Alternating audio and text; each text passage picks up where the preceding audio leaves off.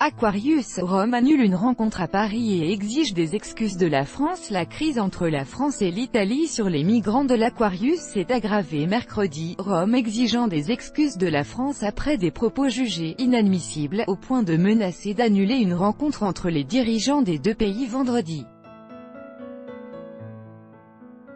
Nouvel épisode de cette bataille rangée entre les deux pays, le ministre italien des Finances Giovanni Tria a préféré rester à Rome plutôt que de rencontrer comme prévu mercredi son homologue français Bruno Le Maire. Ce dernier a dit regretter cette décision et espérer une nouvelle rencontre très vite. Le président français Emmanuel Macron, dont les propos mardi ont déclenché la fureur de l'Italie, a appelé de son côté mercredi à ne pas céder à l'émotion, assurant qu'il continuait à travailler main dans la main avec l'Italie. Ce sont bien pourtant ces déclarations, dénonçant la part de cynisme et d'irresponsabilité du gouvernement italien, après son refus d'accueillir l'Aquarius, qui avait mis le feu aux poudres. Après 72 heures de crise en pleine Méditerranée, ce navire humanitaire qui a secouru 629 migrants, affrété par l'ONG française SOS Méditerranée, a commencé sa longue traversée mardi soir vers l'Espagne, qui a accepté de lui ouvrir le port de Valence. Nous nous trouvons actuellement au sud de la Sicile, et notre arrivée est prévue samedi à 21 heures à Valence, mais au vu des conditions météorologiques, il se peut que ça change car nous avons déjà des vagues de 1 à 2 mètres, et on attend 4 mètres d'ici à quelques heures, a déclaré mercredi à l'AFP Aloïs Vimard, le coordinateur de l'ONG Médecins sans frontières, MSF, à bord de l'Aquarius. 106 migrants sont maintenant à bord de l'Aquarius, tandis que les autres ont été transbordés mardi après-midi sur un navire de la marine et un autre des gardes-côtes italiens.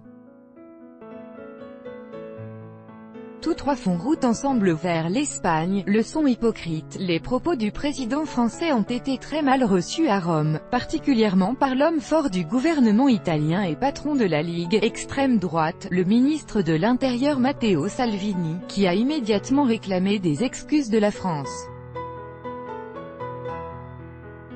Le président français Emmanuel Macron et le chef du gouvernement italien Giuseppe Conte le 9 juin au G7 au Canada Copyright Pool, Yanel ANGSDON. Faute de quoi, a-t-il menacé, il vaudra mieux annuler la rencontre prévue vendredi à Paris entre Emmanuel Macron et le chef du gouvernement italien Giuseppe Conte, si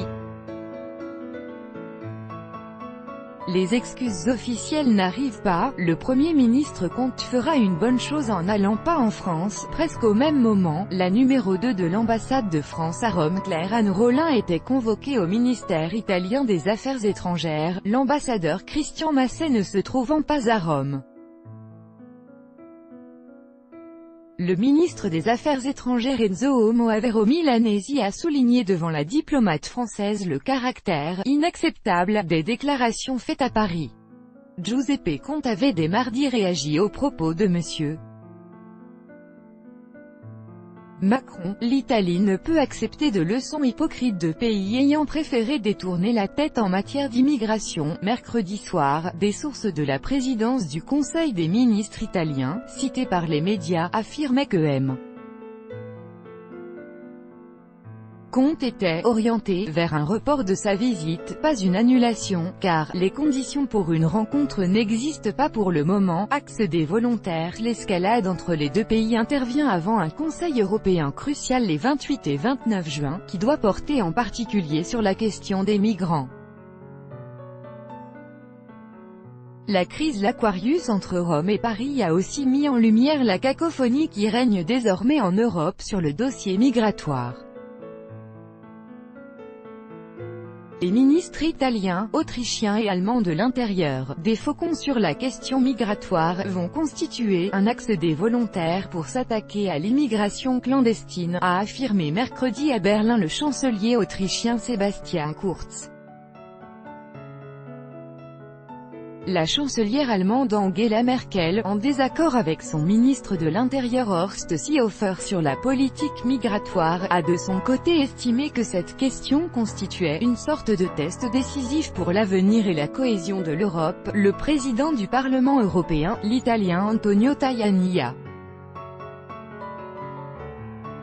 Estimait que de la gestion des flux migratoires dépendait la survie de l'UE. À Genève, le haut-commissaire de l'ONU pour les réfugiés, Filippo Grandi, lui aussi italien, a estimé mercredi que l'Italie avait raison de dire qu'elle ne pouvait pas accueillir tous les migrants venus de Méditerranée. Il a reproché à l'Europe de ne pas prendre sa part du fardeau. L'Italie accuse régulièrement ses partenaires européens de la laisser seule face à la crise migratoire et aux 700 000 migrants qui ont débarqué sur ses côtes depuis 2013. Mercredi, un navire des gardes-côtes italiens avec plus de 900 migrants recueillis en Méditerranée est encore arrivé dans le port de Catane, en Sicile.